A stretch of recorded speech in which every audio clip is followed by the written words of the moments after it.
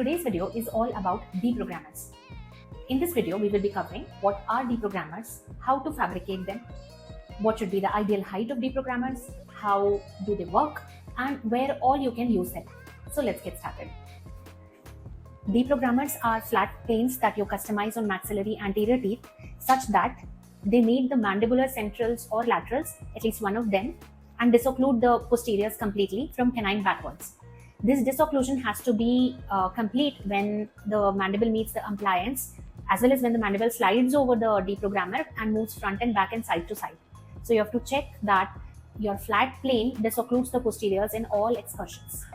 This deprogrammer should be a flat, smooth plane so that it allows the mandible to slide smoothly from front to back or side to side. It should also not have any inclination buccally or palatally, because if it will have a buccal inclination, it will tend to move the mandible forwards, and if it will have a palatal inclination, it will tend to move the mandible too much backwards. Deprogrammers intend to remove the influence of the posterior teeth on the masticatory apparatus. They allow the condyle to seat into the centric relation, which is the most musculoskeletally stable position. Normally, when a patient is at rest, their condyles seat over their correct position on the articular disc against the correct position in the articular fossa. This correct position of the condyle over correct position on the articular disc with this condyle disc assembly over its correct position in the articular fossa is called as centric relation. So when a patient is at rest, their condyles are actually in centric relation, which is the most musculoskeletally stable position. But when the patient starts closing the jaw, mostly only a few teeth come in contact. Now, why are we closing the jaw? We close the jaw to swallow or to eat. But to swallow or to eat, the mandible has to move such that maximum number of teeth should meet so that the function can be accomplished efficiently. Note that centric relation is such a position that the condyles can neither move backwards or upwards or forwards while being in that position. So when the elevators are closing the jaw and only a few teeth are meeting, it is not possible for the elevators to make the rest of the teeth meet by moving the condyle forwards or upwards while still being in the centric relation. The only way that the teeth can meet more is if the condyle leaves the centric relation and slides down the articular eminence, and this is achieved by kicking in of inferior lateral pterygoid muscle, which is responsible for movement of the jaw downwards and forwards.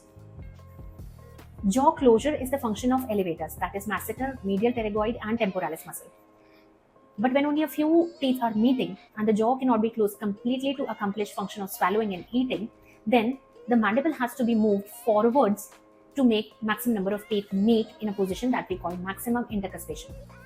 For such movement, the inferior lateral pterygoid muscle, which is actually a jaw opening muscle, also kicks in during the function of jaw closure. This involvement of inferior lateral pterygoid muscle in jaw closure along with the elevators causes the inferior lateral pterygoid to be activated during closure as well as during opening, because that's the function of this muscle. This muscle, inferior lateral pterygoid, becomes hyperactivated over a period of time to make this patient eat efficiently. The elevators also have to work constantly against the hyperactivated inferior lateral pterygoid muscle, and that is why they also become hyperactivated. So you see, attainment of maximum intercuspation to fulfill functions like mastication and swallowing does two things. The inferior lateral pterygoid kicks in every time maximum intercuspation has to be achieved. So it has to function during closure as well as opening, so it becomes hyperactivated. The elevators have to work against the inferior lateral pterygoid muscle every time to pull the jaw upwards and backwards, so they also get hyperactivated. The condyle also has to leave the centric position in power stroke when actually it should be in centric relation only, because that's the most musculoskeletally stable position and a position which can take loads comfortably. So this creates an unstable environment where, to attain maximum intercuspation, all the muscles are hyperactivated and the condyle is gliding down the slippery articular eminence and resting against the posterior thick band of the disc. All of this leads to muscle pain symptoms or attrition and abrasion and destruction of the dentition. Remember, this all started with the first point of contact, which are the posteriors.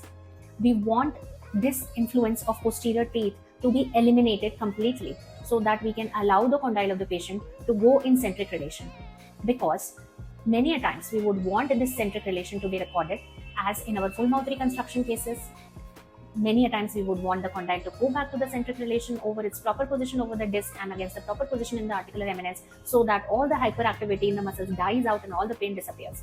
This is possible only when you do not allow the posterior teeth to meet. For that, you have to construct this flat plane appliance that is made on the anteriors only and does not allow the posterior teeth to meet. A very frequently asked question is, what should be the ideal thickness of the deprogrammer? The answer is, you do not decide the thickness of the deprogrammer. It is the patient's occlusion that decides the thickness of the deprogrammer. If you are doing a full mouth reconstruction case, the thickness of the deprogrammer should be the amount of vertical dimension that you want to raise in the case. If you do not know how to calculate the amount of vertical to be raised, please scroll through my previous videos and understand how much vertical is to be raised in your full mouth reconstruction cases, and that amount is the height that your deprogrammer should have while you are recording the bite in centric relation for your full mouth reconstruction case.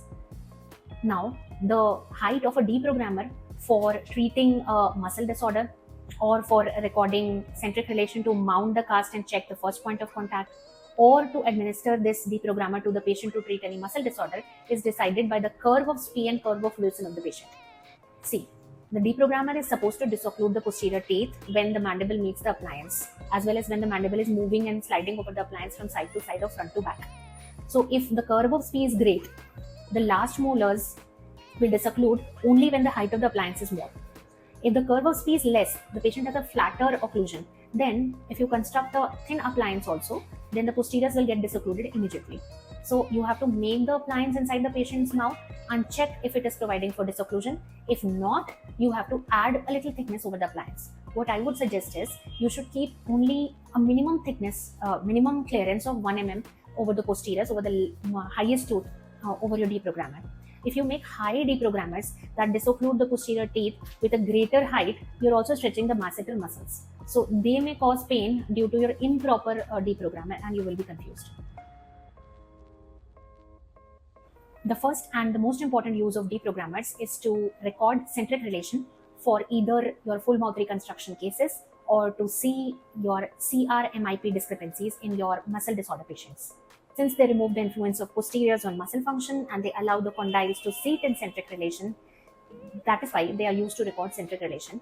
There's no other way how you can record centric relation more correctly than deprogrammers do. The second indication for use of deprogrammers is for differential diagnosis between intracapsular and extracapsular disorders. If you give deprogrammer to a patient and the pain disappears completely, the disorder is extracapsular.